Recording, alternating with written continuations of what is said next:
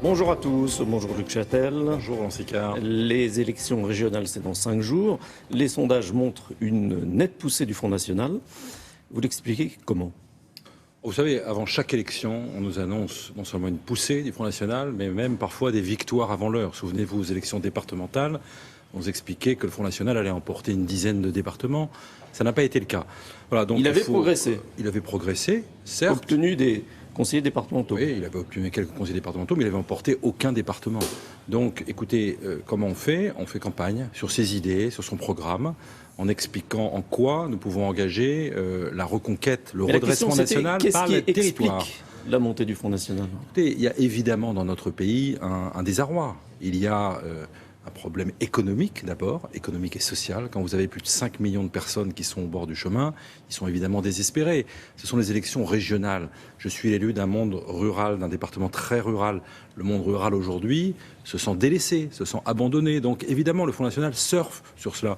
Mais il surfe avec des slogans. Les slogans, ça n'a jamais été une réponse aux problèmes que rencontre le pays. Voilà, c'est très facile de répondre par des grandes envolées lyriques. Moi, j'entends les discours du Front National sur la sécurité. Je regarde les actes du Front National. J'observe que, par exemple, les députés Front National n'ont pas voté la loi sur le renseignement, la loi contre le terrorisme, que nous-mêmes, nous avons voté dans un esprit d'union nationale pour améliorer la sécurité des Français. Donc c'est bien gentil, à longueur de journée, de prêcher la sécurité, mais dans ces cas-là, on met ses actes en concordance avec ses paroles. Vous pensez que les Français vont voter pour plus de sécurité, précisément ? Je pense qu'aujourd'hui, il y a deux sujets. Quand vous regardez d'ailleurs les enquêtes d'opinion, puis il suffit de faire un peu de terrain. J'étais hier soir à Bar-le-Duc, en Meuse. Il suffit de discuter, de parler avec les gens. Ce que nous faisons, parenthèse, que les élus du Front National ne font pas. Le candidat Front National de la grande région Est, il fait campagne sur les plateaux de télévision. Voilà, moi je ne l'ai pas vu dans mon département. J'ai pas vu les élus du Front National. Donc ceux qui sont sur le terrain, c'est d'abord ceux qui incarnent les territoires, qui sont les candidats des territoires et qui demain les défendront davantage. Qu'est-ce qu'ils nous disent ? Ils nous disent, il y a deux sujets de préoccupation. Évidemment, il y a les questions autour de l'autorité, de la sécurité, de l'immigration. J'observe que très peu de ces questions sont des compétences des conseils régionaux. On peut améliorer la sécurité dans les lycées, on peut améliorer la sécurité dans les transports, mais c'est tout. Donc nous expliquer qu'on va changer la politique migratoire de la France avec des conseils régionaux qui passeraient au Front National, c'est un mensonge. Voilà. Et puis le deuxième sujet de préoccupation des Français, c'est d'abord l'emploi. C'est l'emploi, c'est le développement économique. Et là, il y a des compétences régionales. Alors justement, ce matin, Pierre Gattaz, le patron du MEDEF, dit que le programme du Front National, c'est une sorte de grand bond en arrière. Est-ce que vous partagez l'avis du patron des patrons? La question n'est pas tellement de savoir si je partage l'avis de Pierre Gattaz. Je veux dire, je ne suis pas sûr que le discours en diabolisation soit la meilleure des réponses. Et d'ailleurs, si ça avait marché, ça ferait 20 ans que la progression du Front National aurait été contrée. Moi, je crois qu'il faut, sur le terrain, expliquer en quoi une gestion de droite et une gestion de gauche, c'est différent, en quoi on peut apporter des solutions que le Front National n'apportera pas. Nous sommes, par exemple, nous, favorables à l'apprentissage, favorables à l'insertion professionnelle. La gauche, les socialistes, que ce soit au niveau des régions ou que ce soit au niveau national, c'est pas qu'ils sont contre, mais là aussi, moi, je regarde les actes. Ils ont réduit le budget de l'apprentissage quand ils sont arrivés aux responsabilités en 2012. Dans les régions, de la même manière.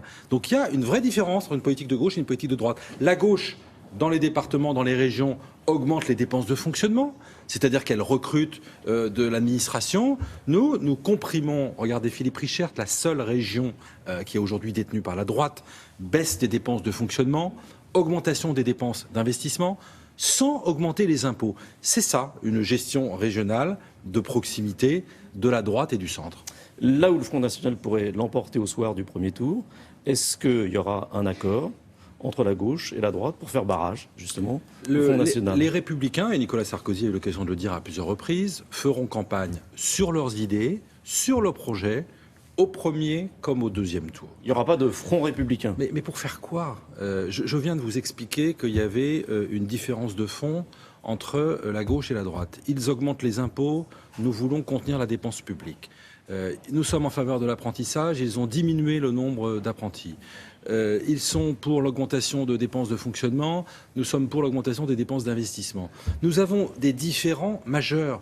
Donc, faire illusion au soir d'un premier tour en disant qu'on est d'accord sur l'essentiel, ça me semblerait le pire des messages à adresser à nos concitoyens. Voilà. La réponse aux attentats du 13 novembre, Roland Sicard, à mon sens, c'est de faire vivre le débat public. Les valeurs qui ont été mises en cause par les dans certaines régions, le Parti socialiste se désiste, se retire. Écoutez, chacun prendra. Vous ne direz pas non. Chacun prendra. Mais on n'aura pas à dire non ou pas. Vous savez, pour se présenter au deuxième tour des élections, on s'inscrit à la préfecture jusqu'au mardi. Voilà. Donc nous verrons qui est candidat au deuxième tour. La question n'est pas celle-ci. La question, c'est de défendre des convictions, défendre des idées et laisser les électeurs voter.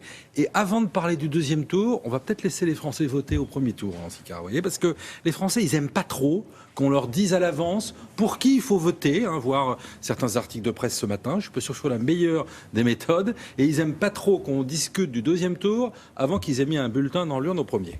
Vous parliez des attentats. Est-ce que vous avez le sentiment que François Hollande a bien géré la crise ?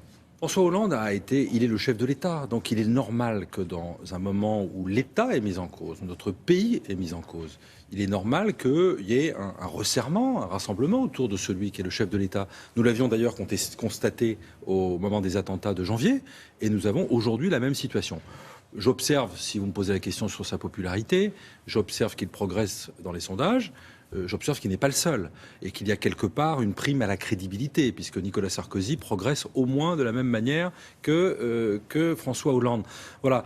Donc, je reviens à votre question initiale. Si vous voulez, au moment où la France est confrontée à tous les risques, est-ce que les Français ont envie de prendre aussi un risque Front National? Je ne suis pas sûr. Moi, je pense qu'on n'a jamais eu autant besoin de sang-froid, de crédibilité, de sérieux. Et à mon sens, ce ne sont pas les élus du Front National qui apportent cela. Merci Luc Châtel. Merci à vous.